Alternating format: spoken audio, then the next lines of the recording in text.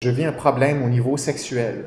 J'ai le sentiment de ne plus être à la hauteur, de ne plus la satisfaire sexuellement comme avant, et cela m'occasionne beaucoup d'angoisse, de peur et d'anxiété. J'ai développé un problème de performance sexuelle dû à cette anxiété. Que me conseillerais-tu? L'anxiété est incompatible avec l'excitation sexuelle parce que ce n'est pas le même système de neurotransmission qui s'occupe de ça.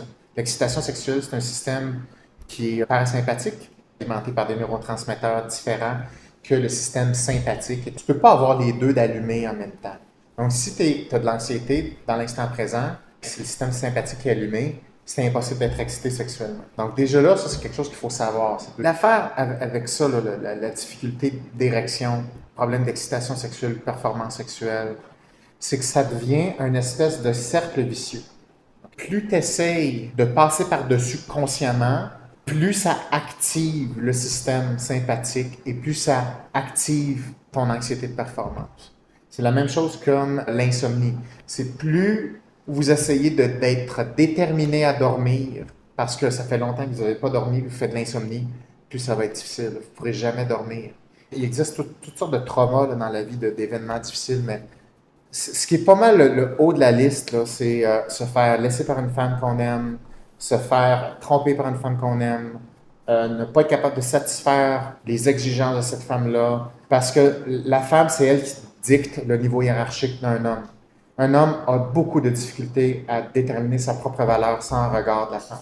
C'est presque un impasse faire ça. C'est comme ça que ça marche. Je ne dis pas que c'est bien, que c'est pas bien, que c'est biologique. Ça fait des milliers et des milliers d'années que ça se produit. La génétique n'a pas changé depuis des milliers et des milliers d'années. Donc, ce qui va mettre une flèche dans le cœur d'un homme, c'est rien d'autre que l'opinion et le feedback de la femme de qui est obsédé, amoureux, attiré. Donc ça, c'est la phobie des hommes. Évidemment, c'est un tabou. Personne ne parle de ça. Je parle rarement de ça, à part dans des formations comme Précog, mais c'est quelque chose qu'il faut savoir si on veut être capable d'aider. Maintenant, qu'est-ce qu'on peut faire? Il y a quelque chose qui s'est transformé.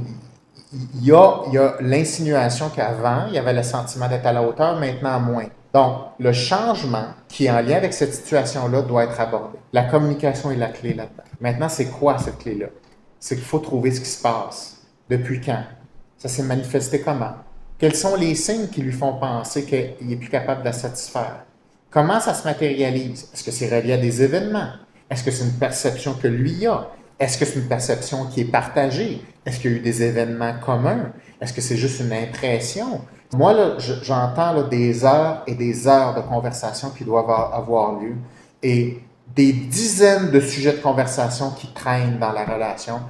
Des sujets de communication qui traînent dans une relation va aller attaquer des systèmes. Ce ne seront pas les mêmes systèmes chez les femmes, ce ne seront pas les mêmes systèmes chez les hommes. Donc, le sentiment de ne pas être assez, la culpabilité, la dégradation de la relation. Mais ça, c'est de la communication. Un couple qui a une hygiène de communication qui est très bonne, qui n'accumule pas de sujets qui traînent sur la table, sont capables de résoudre, de démystifier, de comprendre les choses au fur et à mesure, il y a beaucoup, beaucoup moins de chances de vivre des choses comme ça. Mais si on n'a pas les habiletés de communication, le cerveau va encaisser des sujets, des événements, et ça va aller attaquer la relation.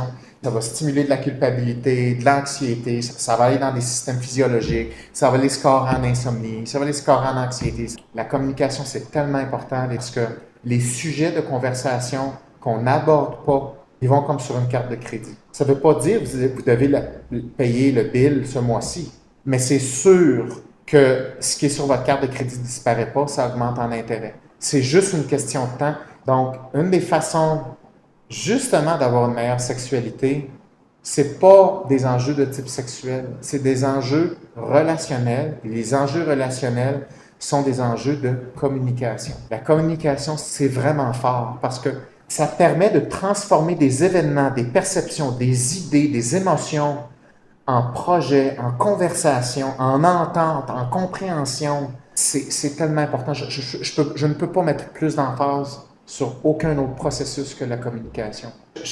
J'aime pas trop là, les enjeux sexuels. Là. Il y a comme une espèce de sexualisation de tout, là, sexologie de tout. La plupart du temps, c'est un symptôme ou c'est psychologique. C'est pas des choses purement sexuelles.